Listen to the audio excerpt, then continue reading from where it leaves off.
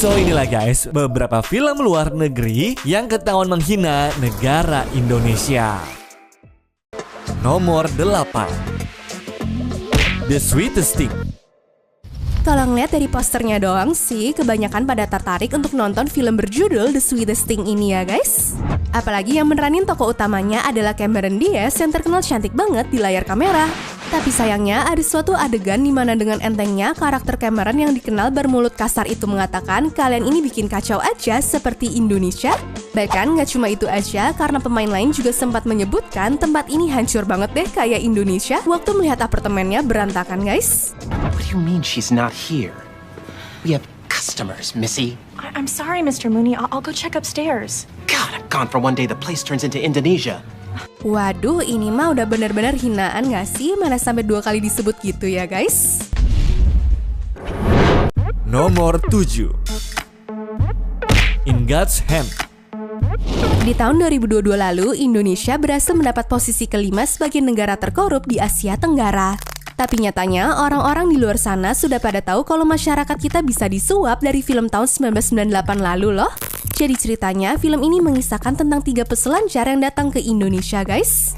Cuma sesampainya di sini mereka malah ditangkap polisi gara-gara satu kasus yang berhasil ditemukan petugas. Mereka nggak langsung dideportasi loh, melainkan para peselancar ini tetap bisa berpesta ataupun jalan-jalan dengan normal karena berhasil menyuap petugas dengan jumlah uang yang lumayan banyak. Buset deh, bahkan dari 25 tahun lalu aja orang-orang luar udah pada tahu ya guys. Nggak heran sih kalau sekarang banyak bule yang suka semena-mena. Hey, nice to see you, man. How you doing? Hey, man. Told him I could see you. No problem. These guys are friends of mine. Hey, Mom. Okay. Guys, how's it, man? Nomor 6, Girl Boss. Beberapa tahun lalu, waktu lagi nonton serial Girl Boss yang dirilis sama Netflix, penonton Indonesia sempat bikin shock banget ya. Soalnya di tengah adegan, nama negara kita tuh disebut namun bukan untuk hal yang baik guys. Dia berkata, aku tuh capek dicurigain terus karena terlihat mirip seperti orang Indonesia. Please let me see that receipt. I'm so sick of being profiled all because I kind of look Indonesian. Masalahnya, kalimat ini diucapkan setelah dia baru aja keluar dari perpustakaan sambil nyolong satu buah buku yang berhasil terlihat oleh petugas keamanan. Dari sini, serial itu sempat dihujat sama orang Indo karena dianggap menghina banget guys. Tapi kalau dipikir-pikir, dengan banyaknya kasus orang korupsi di sini, kayaknya wajar aja sih ya kalau bule mencap negara kita tuh seperti itu. Harusnya sih yang dihujat itu bukan filmnya ya, melainkan para tersangka yang terbukti bersalah atas kasus korupsi guys. Miss, I see that for Dummies book. I think you're stealing it. You don't know what you're talking about. I'm an asset protection associate. I saw you take that book. I'm almost certain you did not pay for it. Nope, paid for it. Thank you for your service. Please let me see that receipt. I'm so sick of being profiled all because I kind of look Indonesian. You're the whitest girl on this. Nomor 5, Lethal Weapon.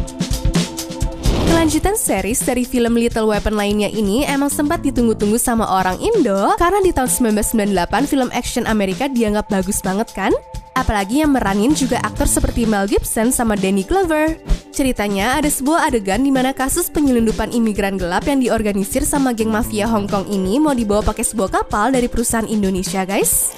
Nah masalahnya mendadak sang karakter ngomong kalau kapal bodoh tersebut pasti nggak bisa berjalan dengan benar gara-gara dibuat oleh orang Indonesia. Checked out the boat. Turns out that the boat is registered under some dummy corporation out of Indonesia. It's gonna be a rough one to crack, but we'll nail it. Yeah. Buset, kalau mau mengkritik kayaknya nggak gitu deh ya. Alhasil banyak masyarakat Indo pada kesel dan menolak untuk menonton film tersebut guys.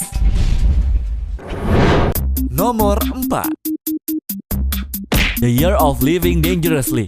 Lagi-lagi dalam film yang dibintangi Mel Gibson ada hinaan secara terang-terangan untuk negara Indonesia loh. Jadi film ini bisa ditonton di platform Netflix dengan judul The Year of Living Dangerously. Ceritanya, film yang tayang pada tahun 1982 lalu itu menceritakan kisah petualangan seorang wartawan yang ditugaskan meliputi situasi di Jakarta sebelum dan sesudah peristiwa G30S. Uniknya, proses syuting filmnya sendiri dibuat di Filipina karena nggak dikasih izin sama pemerintah Indonesia. Entah karena sakit hati atau gimana, tapi film ini malah berujung menghina karena mengatakan negara kita adalah negara yang penuh konflik. That's the real Jakarta. Scrounging for a few handfuls of rice to keep them alive another day. That's a story you journos don't tell in your reports. Nobody wants to hear it. Nomor 3, The Silence of the Lambs. Meskipun menang dalam ajang Academy Awards, nyatanya film The Silence of the Lambs ini sempat diomongin sama masyarakat Indo dalam konotasi negatif loh. Soalnya film adaptasi dari novel karya Thomas Harris ini menceritakan tentang seorang dokter jenius yang ternyata seorang pembunuh sekaligus kanibal juga guys. Nah, ada satu adegan di mana dia memotong sweater dari perempuan yang diculiknya, namun ada tulisan Made in Indonesia. Dari situ, kebanyakan orang merasa kalau filmnya menghina negara kita karena dianggap memotong hasil karya Indo dengan mudah. Entah disengaja atau gimana, tapi yang jelas kita nggak akan dapat penjelasannya sih.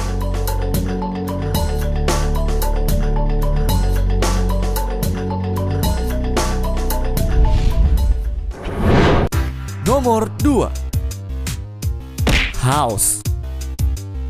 Emang sih, kalau ngomongin kesehatan warga, sebenarnya negara Indonesia belum sebagus itu.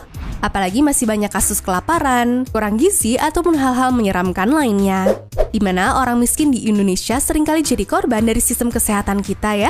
Tapi meskipun begitu, masyarakat tetap marah kalau negaranya dihina sama negara lain tanpa ngasih solusi sama sekali kan? Jadi ceritanya dalam sebuah episode di serial TV Amerika berjudul House, ada dokter yang ngobatin anak kecil yang lagi sakit parah banget guys. Cuma mendadak nggak ada angin dan nggak ada hujan sama sekali, dia malah ngomong, unless the kid's been eating barrels of celery or living in Indonesia or both. Iya, menurut gue sih dari sekian banyak dialog yang bisa dipakai, kenapa harus nyenggol negara orang lain sih? Nomor 1, West Wing. Serial TV Amerika yang menggambarkan gedung putih berjudul West Wing ini biasanya menceritakan tentang kesibukan dari staf ataupun pemimpin negara barat sehari-harinya ya guys. Tapi dalam salah satu episode ada cerita di mana seorang pegawai ngomong, hati-hati jangan bikin orang Indonesia tersinggung karena kalau sampai iya nanti kepala kalian bakal dipenggal atau diarak keliling kota. Ya ampun, kesannya semua warga Indo kayaknya punya tingkah laku barbar banget ya. Iya, meskipun di adegan itu stafnya bilang kalau dia tuh dapat info dari internet, cuma menurut gue sih ini nyindir yang tidak diperlukan sih. Masih mending kalau kritik membangun, tapi ini mah bisa-bisa bikin orang nganggep Indonesia dalam konteks negatif doang kan guys?